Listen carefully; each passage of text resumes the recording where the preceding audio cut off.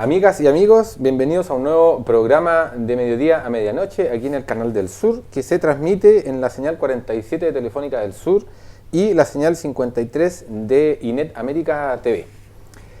Me ha tocado hacer de presentador, ya que nuestro querido amigo Boris no nos pudo acompañar hoy día, así que bueno, es la primera vez que debuto como presentador aquí junto al querido hermano, querido amigo Jorge. Tenemos a un invitado de categoría, por supuesto, como en todos los programas. Hablamos de un ancuditano, tiene 2 hijos, ingeniero informático, máster en tecnología de la información, fundador de empresas como Click Educa y Musiglota, además de dirigir la Fundación Aptitudes, que nace en el año 2018 y que tiene domicilio hoy en Ancud. Ha desarrollado una serie de software y aplicaciones educativas que, por supuesto, nos va a comentar hoy. Hablamos de Ricardo Mancilla Chávez. Muy bienvenido. Encantado, por supuesto, de tenerte acá para conocer todas estas cosas que estamos comentando un poquito aquí. Queremos conocer primero un poco de ti y de ahí de todos los proyectos que vemos que son un montón que has realizado. Perfecto, bueno, muchas gracias primero que todo por la invitación, un gusto estar hoy con ustedes. Feliz de poder tener la oportunidad de contar un poco lo que hacemos y en realidad conversar de lo que se puede hacer acá a nivel comunal y provincial en algunos proyectos, etcétera. Más o menos yo estaba viendo ahí en la misma página de Aptitudes, tenemos más o menos la misma, pero no nos habíamos ubicado. Bueno, aquí en Ancud siempre se dice uno lo ubica, no lo ubica, ¿cierto? Tú estudiaste en el Pilar. ¿Cómo llegaste a estudiar ingeniería informática? Sí, yo estudié en el Pilar, efectivamente, toda mi escolaridad, básica y media. Y en media estudié técnico en computación, creo que era exactamente el título. Cuando comenzó la media en el Pilar, éramos como la segunda o tercera generación de hombres que pasó ahí a ser parte de la media también. Y como estudié computación, después continué y fui a estudiar una ingeniería en la Austral, en Puerto Montt. Así fue como el paso. Esa era una época donde habían muchas damas, parece, en el Pilar. Sí, muchas. Las estadísticas eran muy favorables. Sí, en Aníbal Pinto. ¿No? Sí. Igualmente eras como un loco de la computación, Ricardo. Yo diría que no tanto, ¿No tanto? No tanto. En realidad yo me entusiasmé más, o me terminé como de entusiasmar más con la tecnología en general cuando hice mi tesis ya de la universidad. Ahí hice un software educativo. Y en realidad lo que a mí más me motiva es la educación. Pero la tecnología es un buen vehículo como para hacer cosas, pero más bien me gusta verlo de esa manera, como una herramienta para. Oye, Ricardo, pero aquí en esos años, cuando estudiamos, somos de la misma edad, así que en el Pilar, ¿qué computadores utilizaban en esos tiempos? Teníamos 800 XL. Sí, teníamos buenos equipos. Computadora Atari. Hacíamos algunas cositas. Sí. Sí. Trabajábamos con, ese tiempo creo que COBOL, veíamos a nivel como de programación y con los recursos que teníamos se hacían cosas. Era interesante. Sí, yo creo que de hecho hay varios compañeros que siguieron después estudiando algo más vinculado a computación o a tecnología. Ricardo, tú hoy día eres un informático importante en nuestro país y claro, lo que tú mencionas es que le das importancia casi suprema a la educación. Incluso en la página de ustedes empiezan con una frase de Mandela que dice: la educación es el arma más poderosa para cambiar el mundo. Eso ya dice mucho. ¿Están muy identificados ustedes con esa frase, Ricardo? Sí, así es. Yo tuve la suerte de tener un mentor, digamos, que me entusiasmó mucho y me llevó al mundo de la educación. Un tío falleció hace algunos años, fue profesor muy destacado acá también en Ancud, seguro a lo mejor lo ubican o lo recuerdan, Juvenal Sandoval. Trabajó en el Pilar, bombero, era bien, hasta que se fue a Puerto Varas a vivir. Entonces él me entusiasmó mucho con el tema de la educación. Ahí como que tuve un remesón y de ahí en adelante, desde que hice esa tesis, He trabajado todo el tiempo vinculado, no exclusivamente, pero siempre vinculado a educación, software educativo, aplicaciones. Más o menos ya estamos hablando de 20 años, ¿no? Claro, como casi 15, 16 años, sí, desde que salí, efectivamente. Ricardo, No pasa el tiempo. sí, yo también trabajo en educación. Sí. Yo soy profesor de educación física, sí. Y yo tengo, ya he dicho mi edad en otros programas, tengo 60 años. Y la verdad es que a mí me cuesta un poco el mundo de la computación, del celular. Claro. Y después, por ejemplo, yo con mi mamá incluso le cuesta mirar los WhatsApp. Y yo le digo, ¿cómo? ¿Pero por qué le cuesta? Pues y a mí me cuestan otras cosas. Por ejemplo, hay ciertos temas que uno desconoce y le pasa a muchos colegas también. Hay muchos docentes que están aún al dedo en este tema de la tecnología. ¿Tú lo ves así con todas tus experiencias que has tenido estos 20 años? Bueno, yo creo que sí, es un poco una realidad. Pero son los mayores. Claro, queda una generación importante de muy buenos maestros, pero que tienen un poquito más de distancia con la tecnología. Y se nota un poquito más porque, bueno, los estudiantes ahora son muy avesados en tecnología. Claro. No sé si tan avesados es la palabra, pero al menos muy cercanos. Están todo el rato con el teléfono, o jugando al menos. Entonces ahí se genera un poquito como de más distancia en algunos momentos. Sí, pues, a mí me tocó hacer clases en la universidad en Puerto Montt y la verdad que era un poco, bueno, para uno que también no somos tan mayores, pero estamos ahí como entre medio. En el medio. Claro, estamos en el medio y sí que, bueno, cuando estaban los alumnos ahí entre medio con su teléfono era como molesto, o sea, distraía un poco, sí. Pero es difícil quitarles esa herramienta, digamos, porque tienen todo ahí a la mano. De hecho, cuestionaban las cosas del profesor porque uno decía algo y ellos lo buscaban inmediatamente a ver si era verdad o no. Es muchísimo. Hay un dato a propósito de lo mismo. Salió un estudio que entre jóvenes y adolescentes chilenos están casi 6 horas al día vinculados o al computador o al teléfono, mayormente al teléfono. 6 horas al día, entonces es muchísimo. Es harto, o sea, claro. ¿Qué hacíamos nosotros en esas 6 horas antes? Estábamos en la calle. Sí, andábamos jugando. Andábamos jugando básquetbol, como hablábamos en el programa anterior. Sí, hacíamos diferente. Pero este es el mundo actual y hay que aceptarlo, ¿cierto? También respetarlo porque ese es un tema grande en lo que pasa en los colegios. Por ejemplo, se está haciendo clases teóricas y están con el celular. Entonces hay algunos reglamentos dentro del establecimiento que no te permiten el uso del celular. Pero sí que le podemos sacar esto muy buen partido, porque se pueden buscar el conocimiento en forma inmediata. Pero, reitero, hay muchos profesores que todavía estamos al debe. Por ejemplo, en lo que tú estás hoy día en todos estos proyectos, por ejemplo, los conceptos míos a lo mejor también están fuera de esta órbita tecnológica. Por ejemplo, los APP, hay muchos APP, pero ¿qué son las APP, Ricardo? Para que nos puedas explicar mejor. Claro, en el fondo son programas que desarrollan o cumplen alguna función. Se hicieron más famosos o más conocidos con la aparición de los smartphones o los teléfonos inteligentes. Ahí apareció más fuerte el concepto como de APP o de aplicaciones. Y hay de todo tipo. Nosotros en la fundación, de hecho, desarrollamos muchas aplicaciones, muchas apps educativas. Así que es todo un mundo y bueno, desde hoy día las ocupamos prácticamente para todo. Queremos buscar una dirección, ir a algún lugar, escuchar música. Prácticamente en todo orden de cosas tenemos hoy soluciones que son apps o app. Algunas muy buenas, otras no tanto, pero están cada vez más presentes en nuestra mano. Yo creo que cada vez estamos dependiendo más de las aplicaciones. Claro. O sea, cosas como muy cotidianas. Yo recuerdo cuando pequeño también uno le preguntaba al vecino, oiga, mañana va a llover o en la tarde va a llover.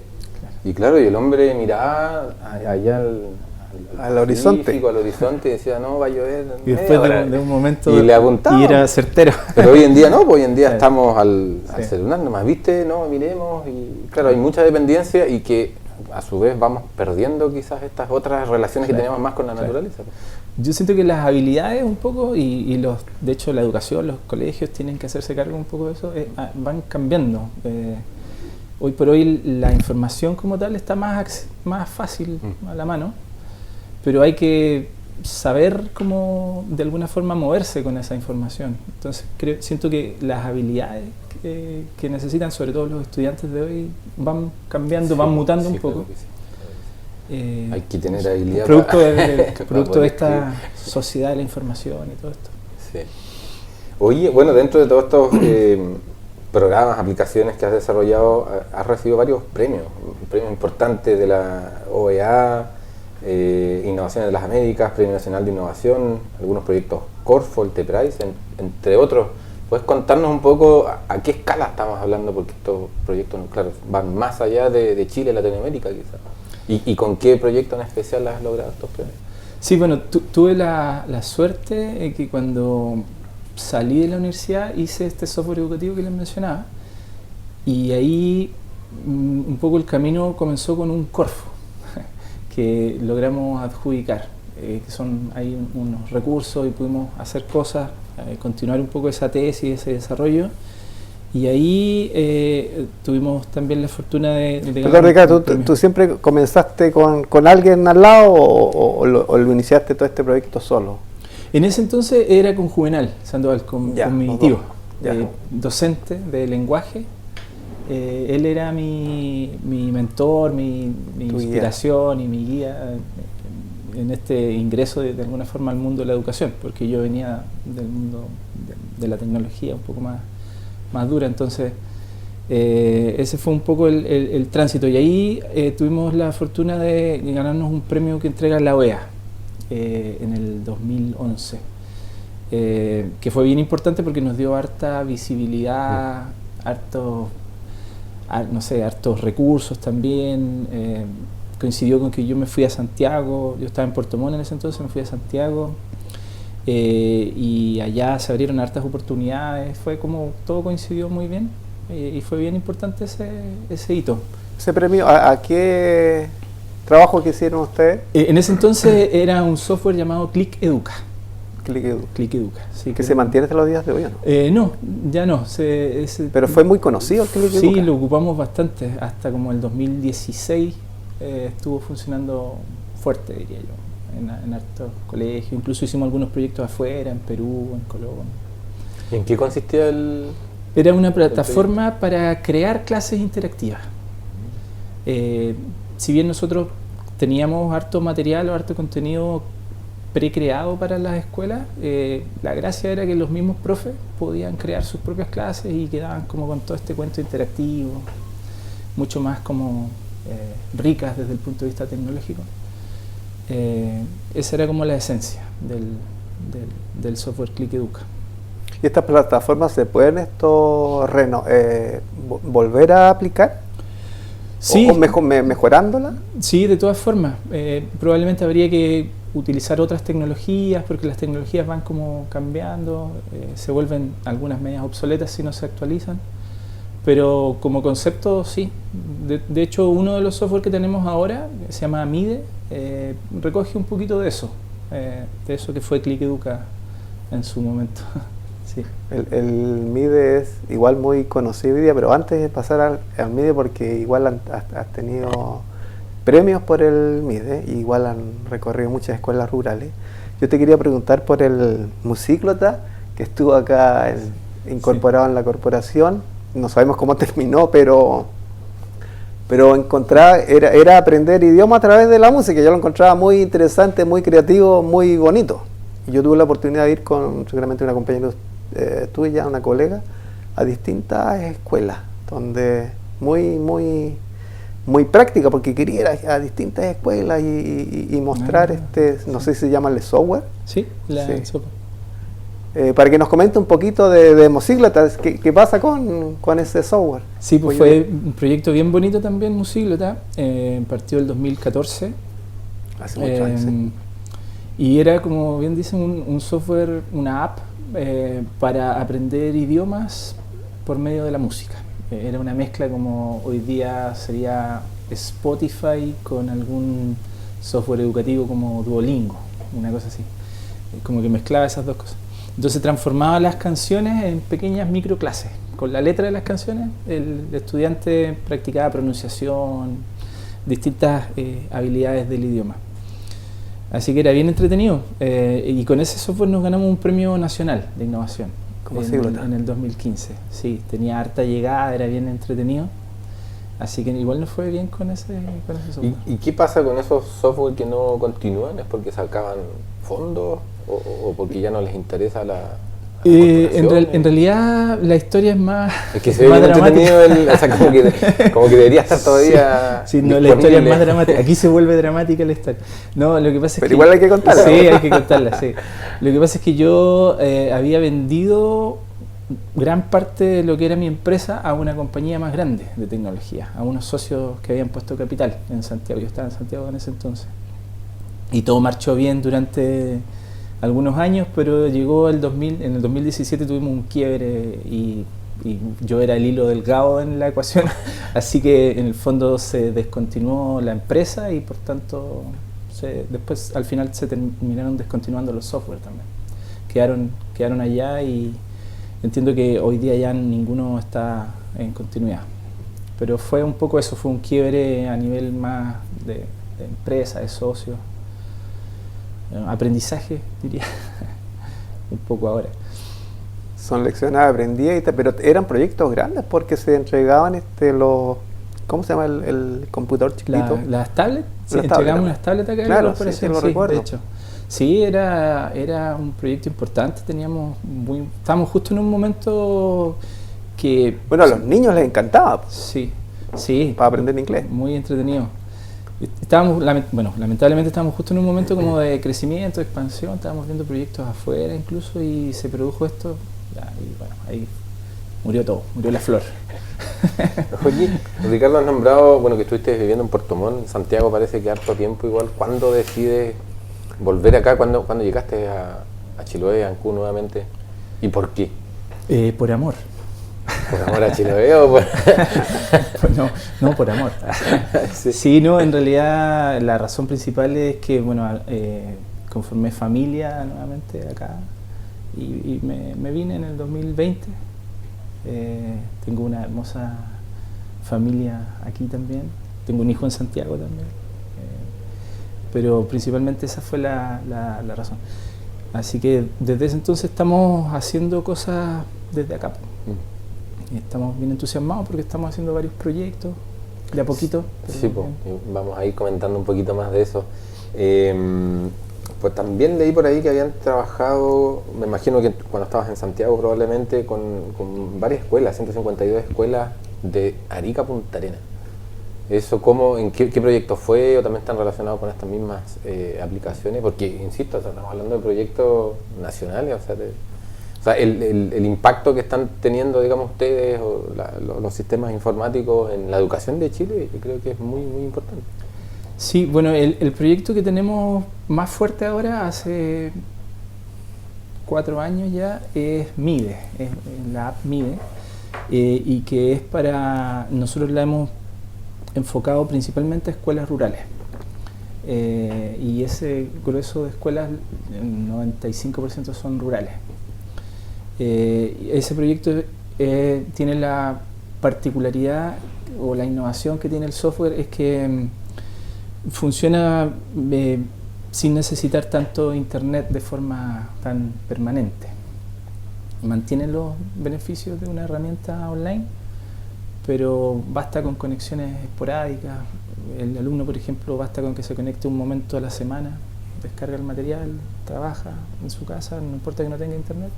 Y cuando vuelve a tener con internet, esos datos se envían a la nube y el profesor los recibe y sigue como que nada pasó.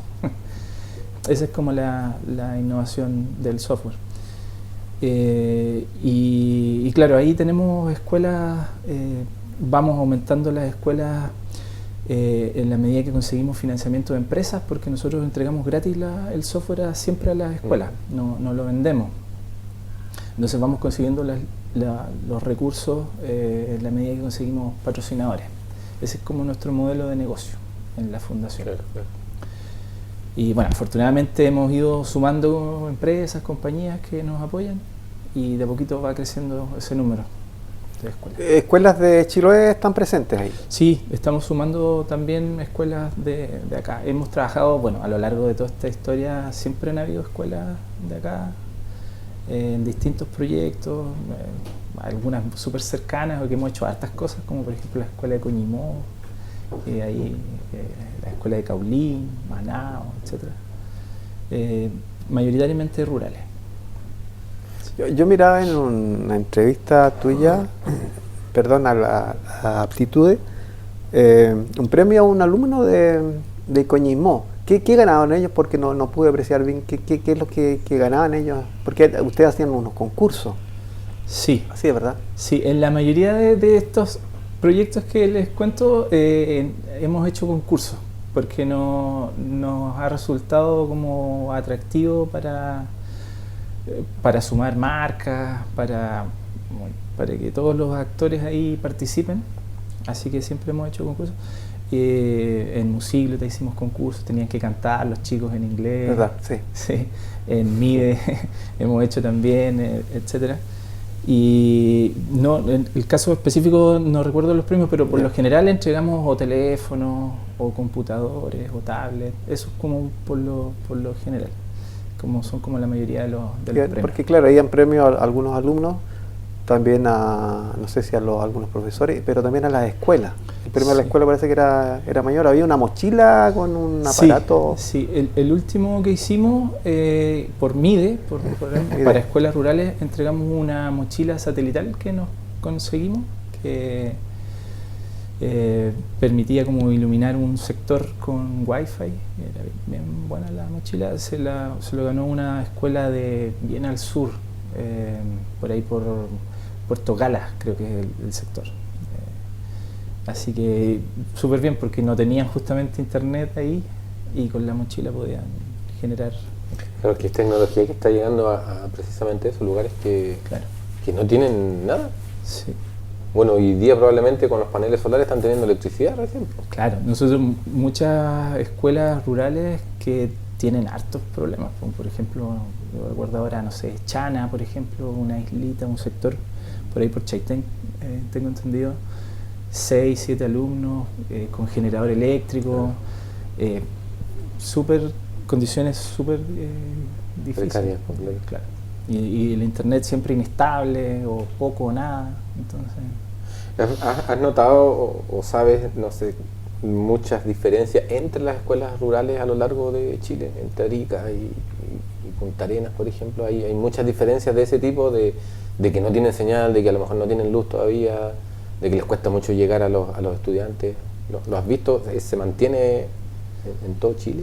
Sí, yo creo que los extremos, el extremo norte y el extremo sur es más difícil todo. Creo que la zona central está un poquito más resuelto, tienen problemas también, pero un poquito más resuelto.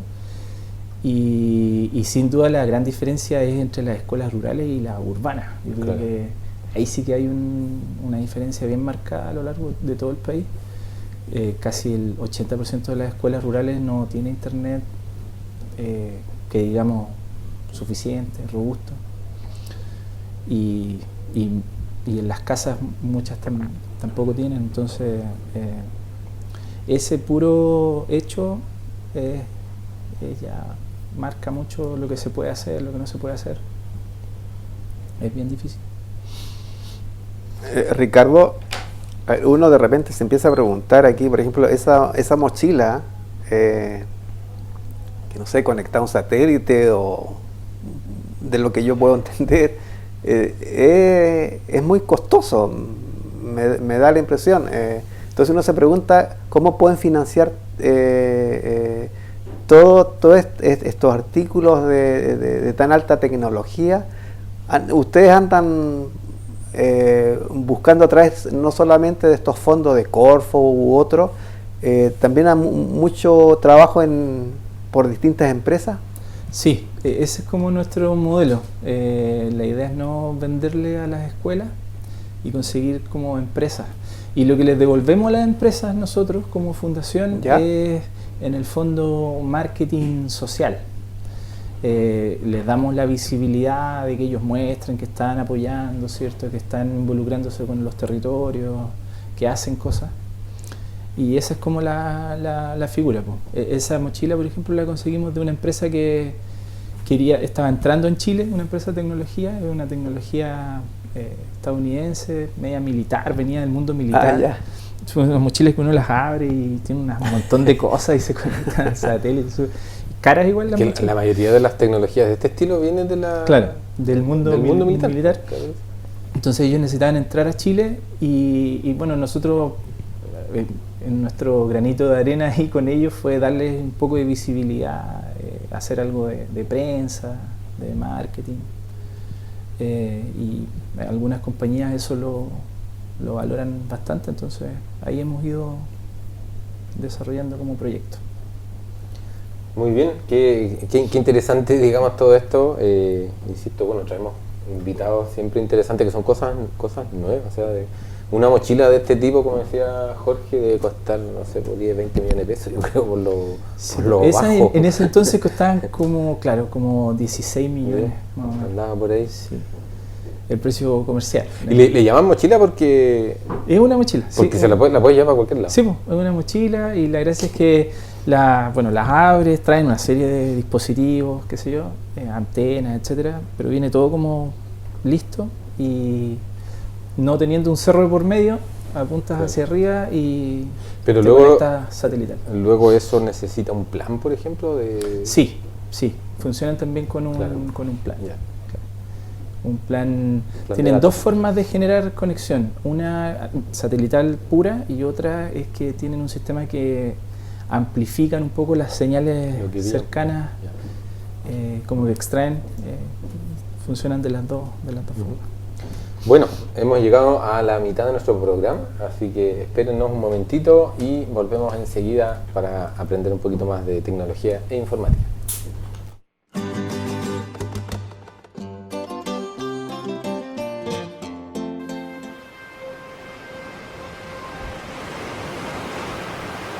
Soy médico veterinario, nacido en Ancud, Chilote de corazón. Chiloé Silvestre nació en el año 2009, como una necesidad de la provincia de Chiloé de contar con un lugar y con un grupo de gente especializada en atención de fauna silvestre y en resolver problemas de conservación aquí en la provincia.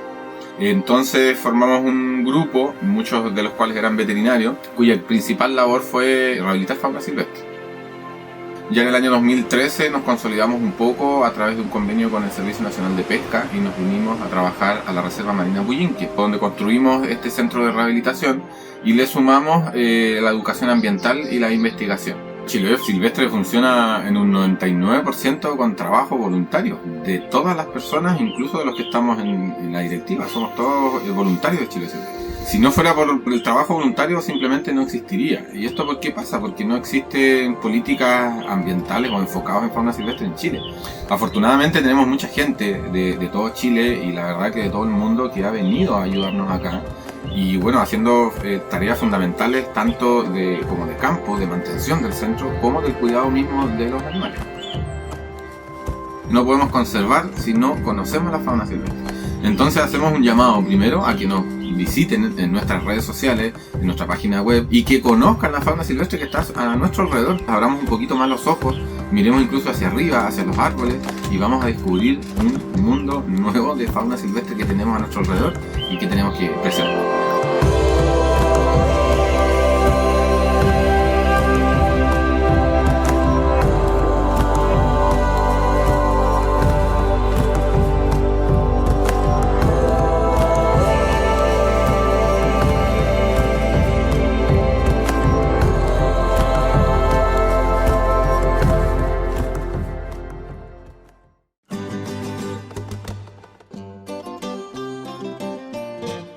Muy bien, estamos de vuelta en nuestro programa de mediodía a medianoche con nuestro invitado Ricardo Mancilla Chávez y nuestro querido amigo Jorge Carrasco para continuar en la conversación.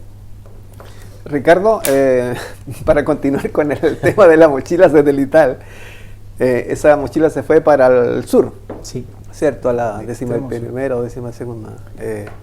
Igualmente ustedes tienen esta gran cantidad de escuelas que han sido beneficiadas con los proyectos suyos. ¿Cómo lo hacen para hacerle algún seguimiento, para estar atentos a lo que está pasando entre todas esas escuelas que ustedes están apoyando. Sí, bueno, tenemos un pequeño equipo en la fundación de colaboradores, algunos son tiempo completo, otros part-time, otros trabajan justamente para cargar guías en función de la demanda de las escuelas. Pero la administración se facilita bastante porque hay distintos tipos de escuelas que trabajan con nosotros. Algunas se administran solas o no requieren mucho acompañamiento.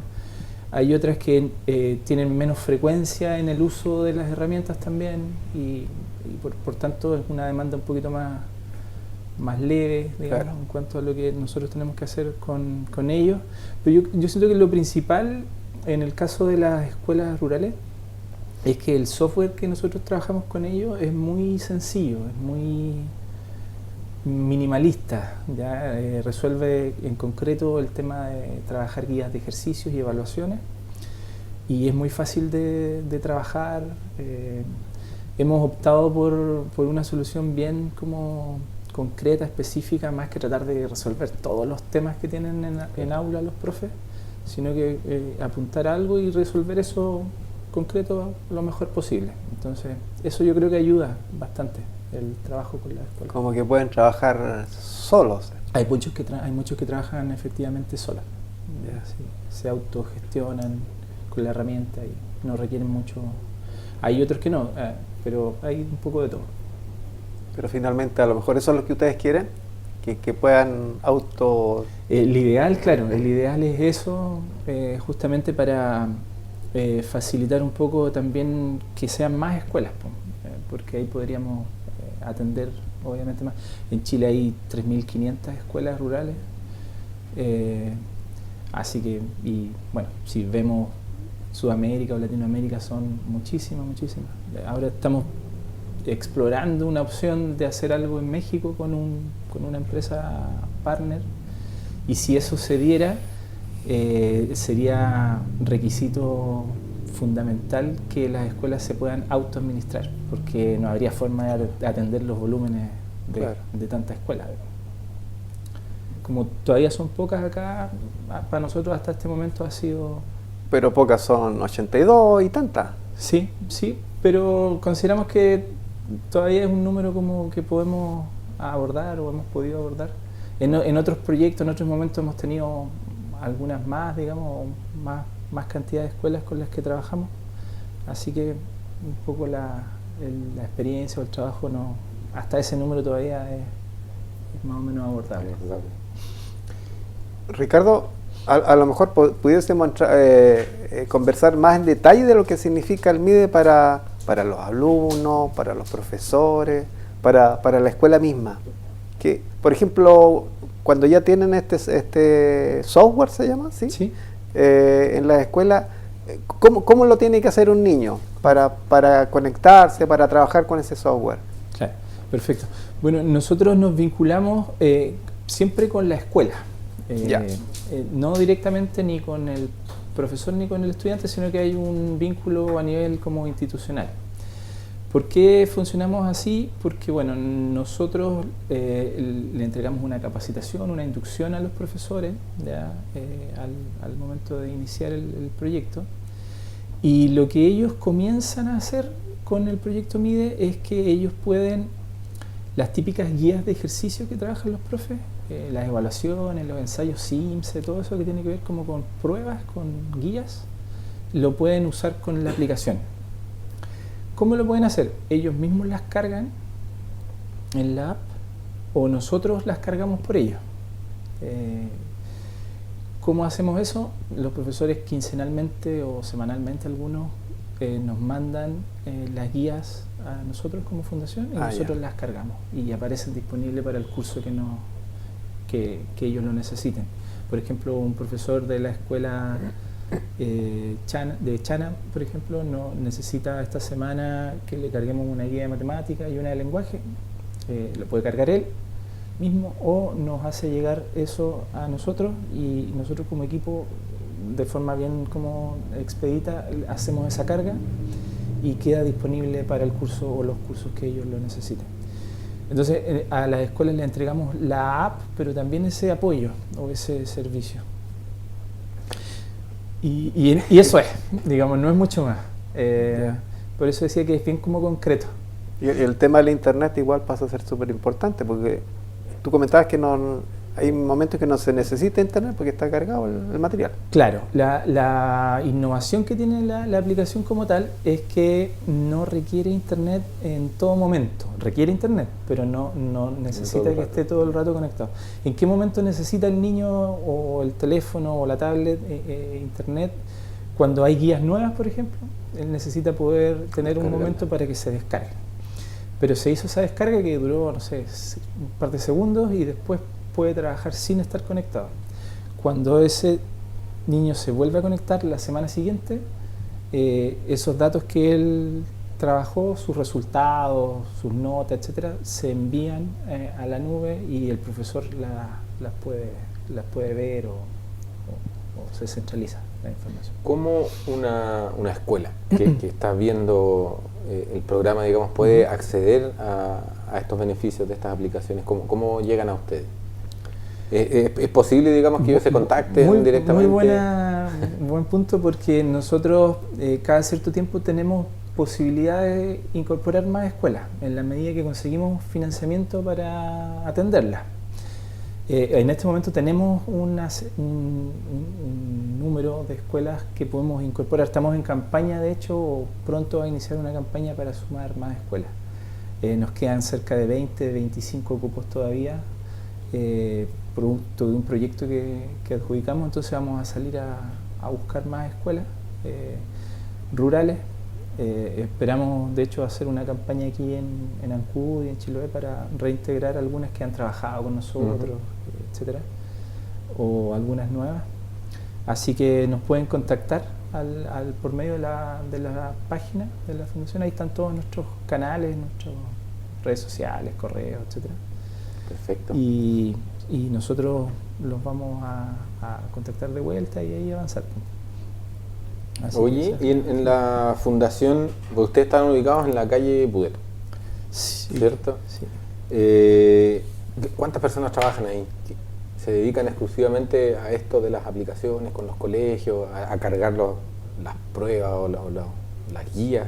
¿Hay otras actividades que tengan más como fundación? Si nos puedes contar un poquito. Sí, bueno, lo que nosotros estamos partiendo justamente aquí en calle Pueto es un proyecto nuevo de la fundación que es un cowork, que en el fondo es un espacio para hacer algunas actividades vinculadas a tecnología, educación, algunas charlas, seminarios. Partimos con un seminario justamente con escuelas, con colegios.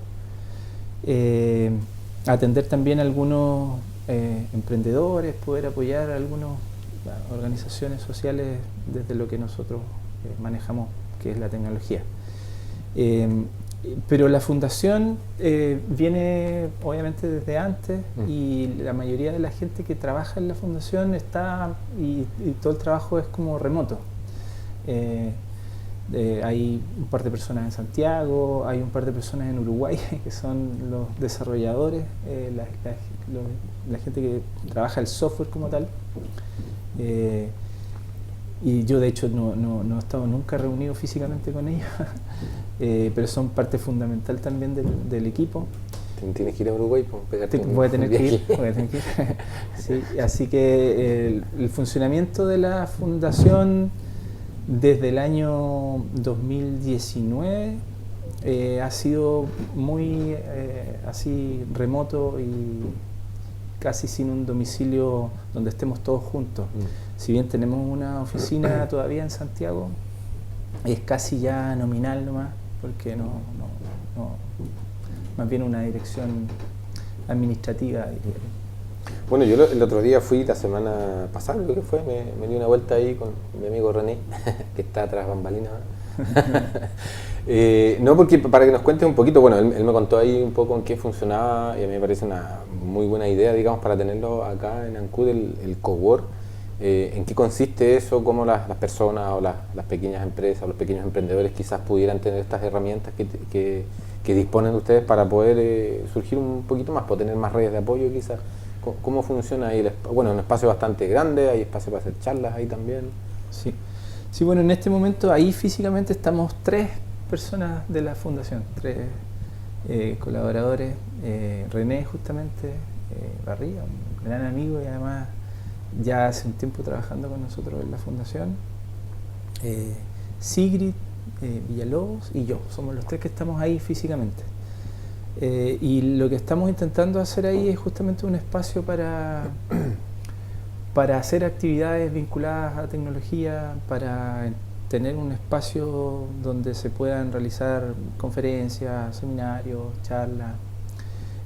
Tenemos la idea de hacer algo también ahora en el segundo semestre en cuanto a salidas o visitas pedagógicas para los colegios, donde nosotros podamos recibir cursos, estudiantes y presentar ciertas tecnologías como de punta o de interés. Eso está todavía en construcción, pero ya yo creo que en un mes más aproximadamente vamos a estar partiendo con eso y mostrarles a los colegios o recibir a estudiantes y mostrarles impresoras 3D, algo de realidad virtual, etcétera. Algunas tecnologías como que son interesantes de que puedan usar en la práctica, digamos, y ver. Esa es como la idea. Entonces, estamos en construcción todavía porque estamos partiendo con el tema del cowork, pero tenemos varias como ideas y esperamos que las podamos ir de a poquito ya concretando. Seguro que sí será. El cowork es un concepto en inglés. ¿Qué significa? Claro, es un espacio como de colaboración, de trabajo colaborativo. Lo acuñaron, claro, una frase acuñada ahí. Y que la importamos seguramente de los americanos, no sé muy bien la génesis, pero es como un espacio de colaboración. Pueden trabajar distintos emprendedores, se pueden hacer como actividades, arriendo de espacios. Nosotros también vamos a arrendar algunos de los espacios disponibles ahí, para si, no sé, alguna pyme, alguna empresa, alguna organización necesita hacer una actividad, no solo hacer nuestros contenidos, claro, sino que otros también lo puedan ocupar. Esa es un poco la idea. Oiga, Ricardo, dentro de todo este mundo tecnológico, uno igual puede sentir y visibilizar algunas virtudes que tiene la Fundación. Hay mucho de querer colaborar, incluso hasta de amor al prójimo, porque ustedes yo veo que están entregando mucho, pero además de eso, de tantos trabajos que están realizando, igual vemos que hay mucha creatividad. Todos los que pertenecen ahí deben ser creativos para trabajar en esta fundación. Yo creo que un poco se da quizás a aquello. Yo creo que lo más importante es que todos los que llegan a la fundación o los que han pasado por la fundación comparten un poco la idea de, ¿cómo decirlo? Funcionalizar un poco cómo funciona esta parte de la sociedad y obtener del mundo privado los recursos para beneficiar más al ámbito público, en el caso nuestro a las escuelas rurales o a los distintos beneficiarios, pero hacer como ese puente, que es un poco lo que hacen las fundaciones. Decir que nosotros somos fundación estos días no es lo más taquilla. Es medio complicado. Sí. No es lo más taquilla que hay, pero nosotros somos de los buenos. Somos de los buenos. Están un poco manoseadas las fundaciones últimamente. Pero en esencia es un poco eso, hacer ese puente. Y bueno, nosotros trabajamos en esto y es como además como a lo que nos dedicamos. Obviamente tenemos nuestro trabajo ahí, nuestros respectivos sueldos, etcétera. Pero intentamos hacer algo que deje algo, que genere un valor. Eso es la idea. Ricardo, igualmente ¿reciben algunos fondos del Estado? No fondos del Estado. Que sí hemos adjudicado un proyecto Corfo, pero es más bien un concurso. Claro. No es como esto. Ya. Para dejar claro que no es ADEO. Eso quiero dejarlo. ¿Cuál es mi cámara? Quiero dejarlo claro, que fue cuando partimos justamente para desarrollar el proyecto MIDE. tuvimos la innovación de MIDE, del software como tal, fue cofinanciada con un subsidio que adjudicamos con Corfo. Pero al margen de eso no hemos logrado llegar al Estado. Queremos, pero no hemos logrado. No lo hemos logrado. Ahora no es el momento. No, ahora quizás no sea el mejor momento. Nos resulta más fácil, no sé si más fácil, pero más interesante cómo lo hemos hecho con algunas empresas y obtener como de ahí los financiamientos. Creo que nos acomoda más esa fórmula. Ricardo, se ven muchos proyectos exitosos, pero igual han tenido una carrera larga ustedes, entre medio igual... Y un montón de fracasos. Eso, a lo mejor igual es importante que puedas hacer o comentar estas lecciones de vida que significan algunos fracasos igual. Claro. Sí, pues bueno, hay un montón. Ahí sí que podría hablar un montón de guatazos. A nivel de proyectos, de productos que no han funcionado, que no han pegado, no han tenido la respuesta.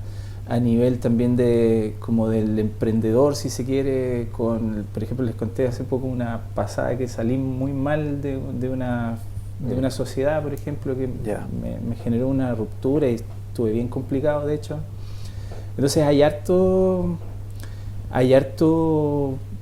problema, yo diría, cuando uno se lanza en el camino de emprender, porque en el fondo esto igual es emprendimiento. Y bueno, lo importante creo que yo es no morir nomás en el trayecto, no abandonar, continuar a pesar de las dificultades. Ser porfiado yo creo que es la clave. Sí. Afortunadamente yo soy muy porfiado. Sí. Pero haces caso también a tus colaboradores. Sí, ¿no? Sí, tengo ahí siempre las voces de la cordura. Hay dos tipos de porfiados, el que nunca hace caso. Claro. Y el otro que sí escucha un poco. Claro. Sí. No, pero es bien difícil, hay hartos problemas, hartos fracasos. Una vez, por ejemplo, hicimos un software con Click Educa que fue un guatazo gigante pues, de harto tiempo, harto recurso, harto esfuerzo. Teníamos un software para crear clases interactivas. Y de repente cuando llegamos a algunas escuelas nos decían, oye, está bueno esto de poder crear las clases, pero a mí me gustaría que las clases estén listas. ¿Algún profe nos decía eso? Sí. Y empezamos a agarrar papa con eso. Y hicimos un proyecto donde hicimos casi 7.000 clases interactivas. Contratamos un montón de gente, una editorial completa para hacer clases, lo que significaba casi hacer todo el currículum en clases interactivas. Ya, estuvimos harto tiempo en eso. Y después cuando llegó el momento de ir a la escuela, hubo un cambio curricular. Un cambio del currículum. Y los profesores ya no querían las clases porque no pegaban bien, y nunca pudimos eso transformarlo como en un... Entonces ese fue uno de los tantos errores, guatazos, problemas. ¿Y qué pasa significó harto. Sí, porque ¿qué pasa ahí en la práctica, digamos, con todo lo que hay? Porque hay, no sé, por las mismas empresas que están invirtiendo dinero ahí que... Sí, bueno, en ese entonces yo tenía unos socios ahí, capitalistas. Afortunadamente habían otros proyectos, no era solo ese. Entonces los otros como que amortiguaron un poco, pero fue un error y fue un problema. Por agentes externos, digamos, en este caso el currículum, que tuvo variantes, bueno.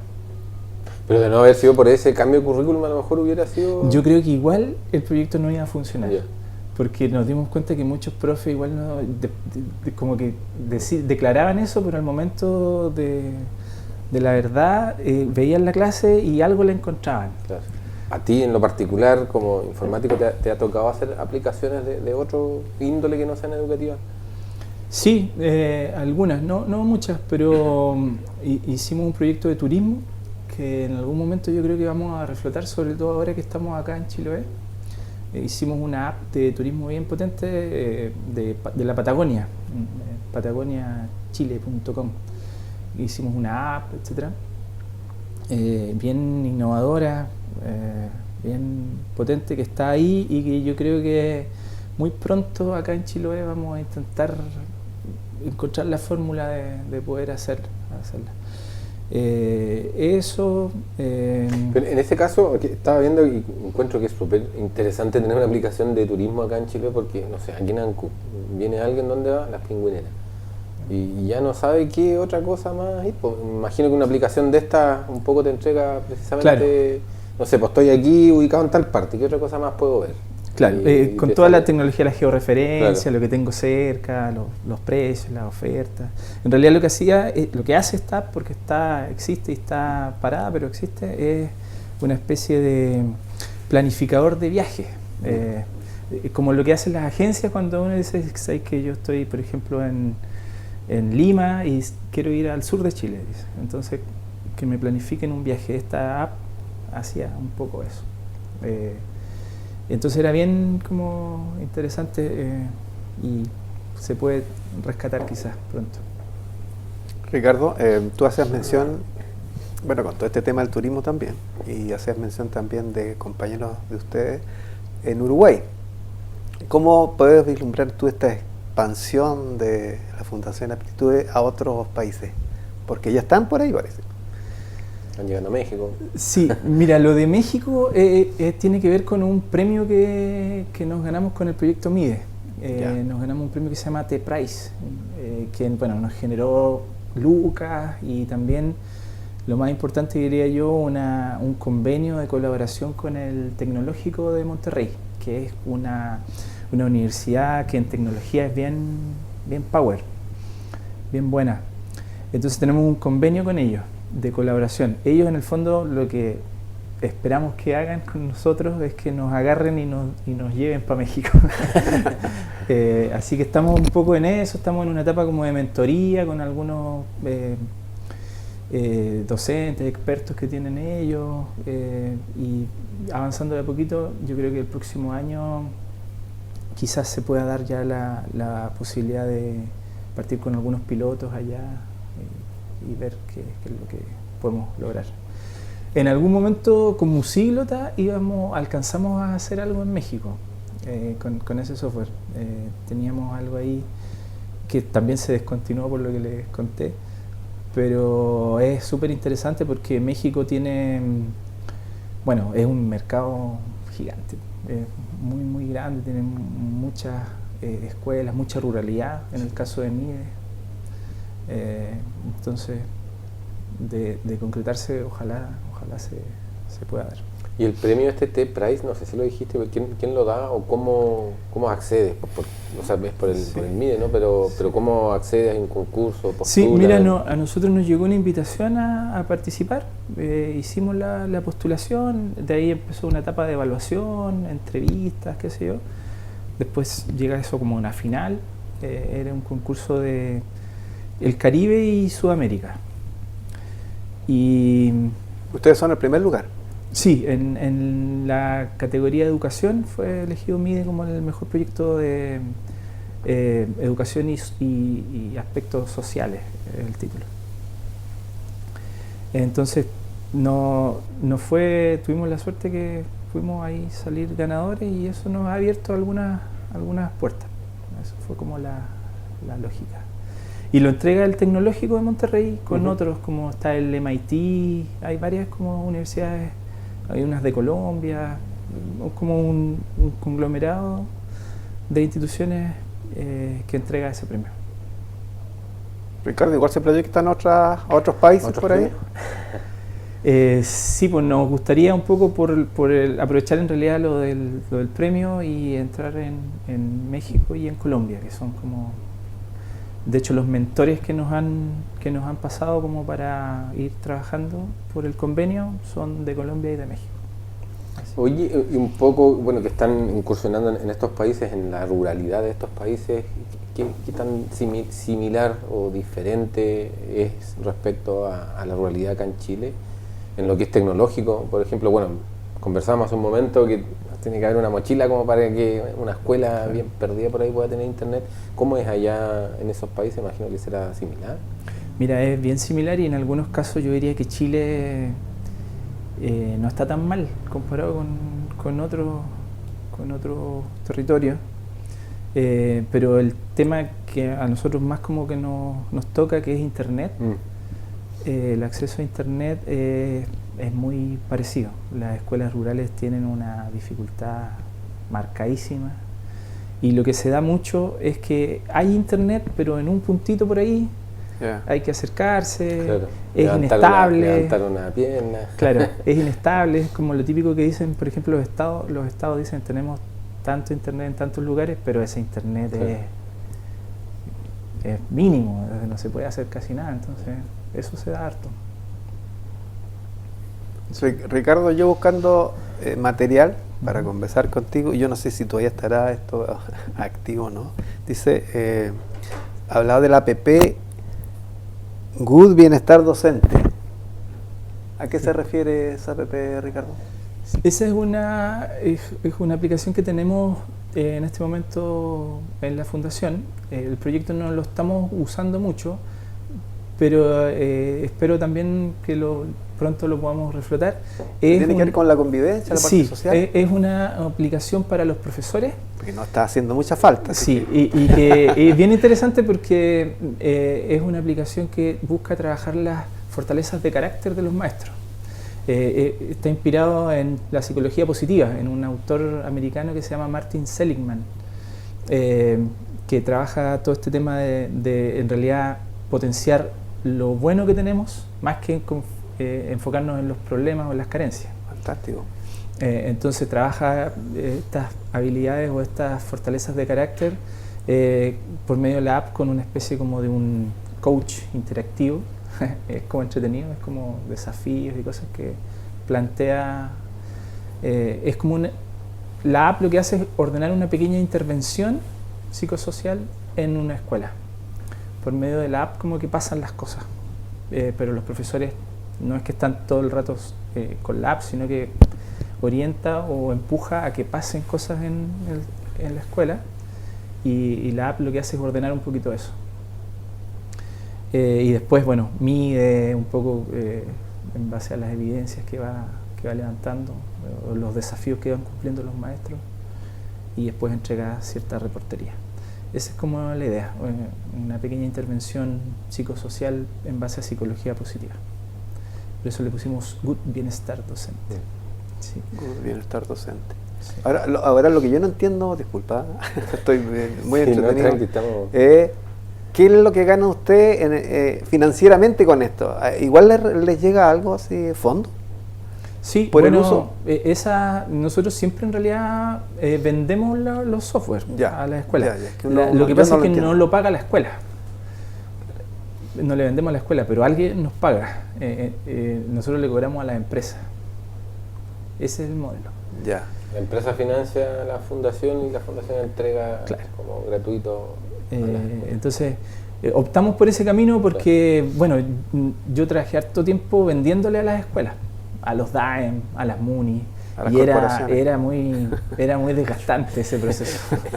Era muy difícil. De repente había que esperar muchísimo para cerrar un negocio, qué sé yo. Entonces, esa fue la figura. Bueno, estimados amigas y amigas, ¿no? Lamentablemente, como siempre pasa, se nos pasa el tiempo muy rápido. Hemos llegado al final de este programa de mediodía a medianoche. Queremos agradecerte junto a Jorge por haber estado aquí con nosotros y contar toda la experiencia y lo que realiza. Así que muchas gracias y nos vemos en el próximo programa.